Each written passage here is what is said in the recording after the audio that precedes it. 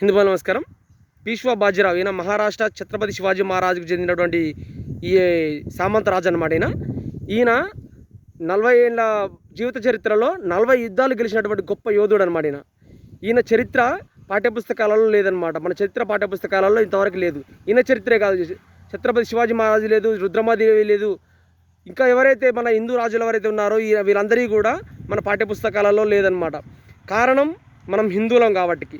మన ఈ దేశంలో అత్యధిక మెజార్టీగా ఉన్నటువంటి హిందూ సమాజం ఈ చరిత్రలో అసలు హిందువులకు ఒక చరిత్ర ఉంటుందని కూడా కొంతమందికి తెలియదు ఇంత కొడితే.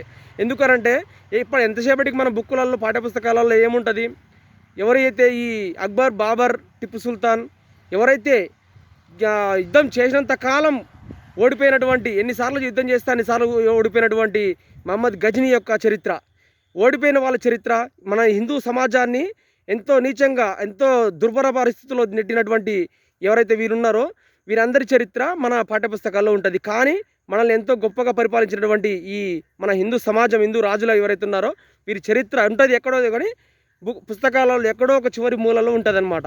కాబట్టి హిందూ సమాజమా మన పాఠ్యపుస్తకాలలో, మన చరిత్ర పాఠ్యపుస్తకాలలో మన చరిత్రని నింపేంత వరకు కూడా మన హిందూ సమాజం పోరాడుతూనే ఉండాలి.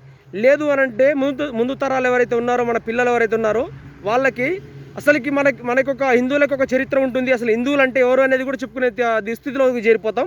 ఎందుకనంటే మన ఈ సోకాల్ సెక్యులర్ ప్రభుత్వాలు ఏవైతే ఉన్నాయో మనల్ని ఇంకా వాళ్ళ స్వార్థం కోసం, వాళ్ళ ఏదైతే ఉందో వాళ్ళ ఓట్ బ్యాంక్ రాజకీయం కోసం మైనార్టీ బుజ్జగింపులు చేస్తూ మన హిందూ సమాజాన్ని, అత్యధిక మెజారిటీగా ఉన్నటువంటి హిందూ సమాజాన్ని నీరు గారుస్తూనే ఉంటారనమాట. ఎందుకు అనంటే దానికి కారణం మన కులాలు. మన కులం వీళ్ళు ఎంతసేపటికి కులాలుగా కొట్లాడుతూనే ఉంటారు, కానీ హిందువులందరూ ఎప్పటికీ ఏకం గారు అన్న ఒక దురుద్దేశంతో ఎంతసేపటికి వీళ్ళకి ఒక 500 1000 రూపాయలు ఇస్తే ఓట్లు వేస్తారులే అన్న ఒక భావనలోనే వీళ్ళు ఉంటున్నారు.